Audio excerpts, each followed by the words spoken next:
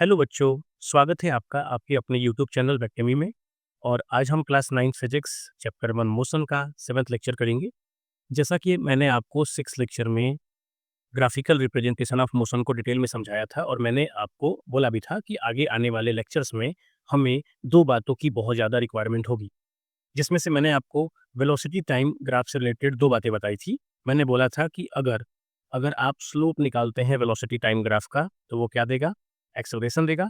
और अगर आप वेलोसिटी टाइम ग्राफ का अगर एरिया अंडर द कर्व निकालते हैं, एरिया अंडर द मोशन का जो ग्राफ है वो निकालते हैं, तो वो आपको क्या दे देगा, डिस्प्लेसमेंट दे देगा। ओके, तो आज के लेक्चर में जिसमें हम first equation of motion derive करेंगे, उसमें हमें इस पहले कॉन्सेप्ट की रिक्वायरमेंट होने वाली है। तो चलिए शुरू करते हैं और देखते हैं कि फर्स्ट इक्वेशन ऑफ मेथड को हम ग्राफिकल मेथड से कैसे कैलकुलेट कर सकते हैं। ठीक है, तो देखिए, लेट्स से कि मैंने आपके सामने एक ग्राफ बनाया हुआ है कुछ ऐसे। ये आपका वाई एक्सिस है, ये आपका एक्स एक्सिस है। ओके, ये वाई हो गया, ये एक्स हो गया। ठीक, और ये मैंने आपसे पहले भी बोला था कि ये हम बनाने वाले हैं वेलोसिटी टाइम ग्राफ। तो मैंने ये ग्राफ बना दिया।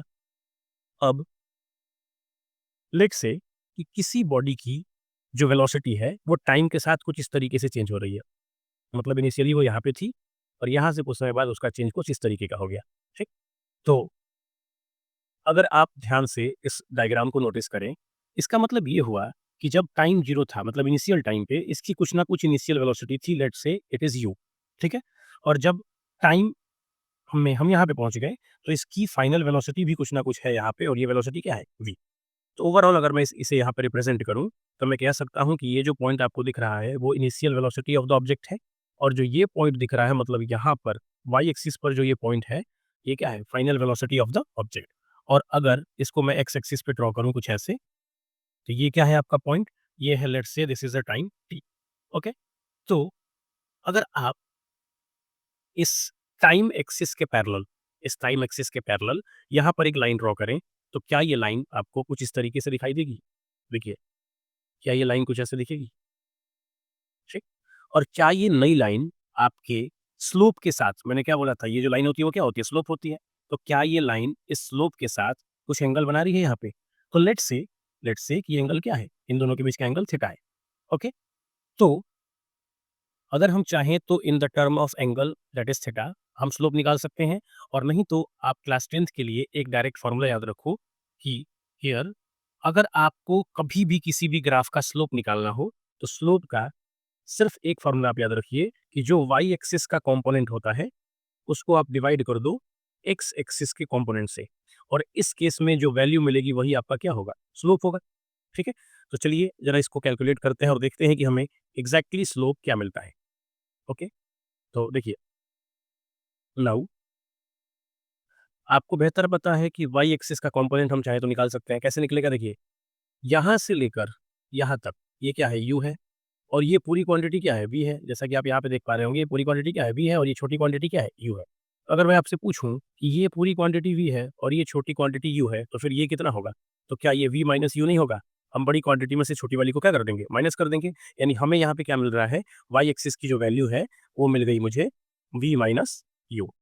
ओके, चलिए अब देखते हैं कि यहाँ पर एक्स एक्सिस क्या है। तो एक्स एक्सिस बराबर हो, देख लेते हैं यहाँ पे। देखिए, ये एक्स एक्सिस है। टाइम इनिशियली क्या था? 0, और लास्ट में मैंने क्या लिया है? Time T. तो एक्स एक्सिस पर टोटल टाइम इंटरवल कितने का हो गया? टी माइनस 0, यानी कि टी का हो गया। मतलब यहाँ से लेकर यहाँ तक की डिस्टेंस भी क्या होगी? टी होगी।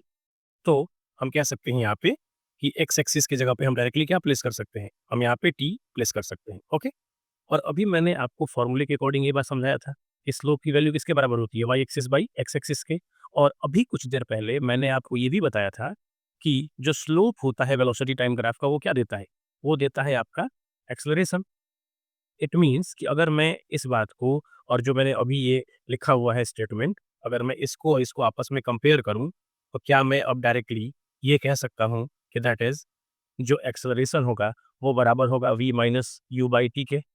ठीक, आप चाहो तो कंपेयर कर सकते हो। आप देखिए, एक्सेलरेशन क्या है? यहाँ पे स्लोप है। और वाई एक्सिस की वैल्यू क्या लिखा है मैंने? वी माइनस यू, क्योंकि मैंने यहाँ पे लिया वी माइनस यू। और एक्स एक्सिस की वैल्यू मैंने यहाँ पे लिया है टी, तो मैंने यहाँ भी क्या लिया है? टी लिया है। ठीक, तो यहाँ से हमें मिल गया एक्सेलरेशन बराबर V minus U by T. अब आप चाहें तो इस पूरी क्वांटिटी को रीअरेंज कर सकते हैं, दैट इज, और अगर आप टी को यहाँ से उठा के इधर कर दें तो क्या ये v माइनस यू बराबर 80 हो जाएगा? और अगर मैं u को यहाँ से हटाकर इस साइड डिस्प्लेस कर दूं तो क्या ये v बराबर बन गया u प्लस ए टी। और ये जो आपको इक्वेशन दिखाई दे रहा है, इसी इक्वेशन को हम कहते हैं फर्स्ट इक्वेशन ऑफ मोशन। तो फर्स्ट इक्वेशन ऑफ मोशन क्या होता है? Final velocity is equal to initial velocity plus A times the time, यानी कि v बराबर u प्लस ए टी। तो आप इस फॉर्मूले की हेल्प से न्यूमेरिकल्स में अच्छा स्कोर कर सकते हैं और अच्छे तरीके से न्यूमेरिकल को सॉल्व कर सकते हैं। ओके, तो ये तो हो गया graphical method of solving the first equation of motion. But अगर आप चाहें तो इस पूरे इक्वेशन को जो मैंने अभी डिराइव किया आपके सामने, इस पूरे इक्वेशन को डायरेक्ट मेथड से भी डिराइव कर सकते हैं। तो चलिए देखते हैं कि डायरेक्ट मेथड से इस पूरे इक्वेशन को हम कैसे डिराइव कर सकते हैं। वैसे डायरेक्ट मेथड बहुत आसान है। अभी आप मैं बताऊंगा तो आप बोलोगे कि आपने तो ये पहले ही बता दिया था। तो देखिए, देखते हैं, देख ही लेते हैं क्या है ये। देखिए, अगर आप चाहो तो डायरेक्ट मेथड से भी आप निकाल सकते हो फर्स्ट इक्वेशन ऑफ मोशन। अच्छा, ये कौन सा मेथड था? ये था आपका ग्राफिकल मेथड। ओके, तो देखिए, अब मैं डायरेक्ट मेथड से कैसे करूंगा। देखो, सिंस कि आपको पता है कि एक्सेलरेशन बराबर होता है v minus U by T. ये आपको 5वें लेक्चर में पहले से पढ़ाया गया था कि acceleration v minus U by T के बराबर होता है। ठीक, तो क्या आप यहाँ से t को अगर इधर डिस्प्लेस करें तो v माइनस यू बराबर 80 हो जाएगा। और अगर आप u को आरएचएस साइड में डिस्प्लेस कर दें तो क्या v is equal to U plus 80 हो जाएगा। और क्या यही आपका फर्स्ट इक्वेशन ऑफ मोशन नहीं है? तो अगर आप चाहें तो डायरेक्ट तरीके से भी निकाल सकते हैं, 2 से 3 लाइन का काम है। बट अगर आप अभी से क्लास 9 से ही ग्राफिकल मेथड पे ज़्यादा फोकस करेंगे तो आपको फिजिक्स का जो मैथमेटिकल कॉन्सेप्ट होता है वो क्लियरली समझ में आएगा और 11th क्लास में आपको बहुत हेल्प मिल जाएगी। तो उम्मीद करता हूँ कि आपको फर्स्ट इक्वेशन ऑफ मोशन बहुत अच्छे से समझ में आया होगा। हमसे जुड़े रहने के लिए वीडियो को सब्सक्राइब जरूर करें, और अगर वीडियो अच्छा लगा हो तो इसे लाइक भी करें, इसे अधिक से अधिक शेयर करें। मिलते हैं अपने अगले लेक्चर में जिसमें मैं आपको second equation of motion detail में समझाऊंगा।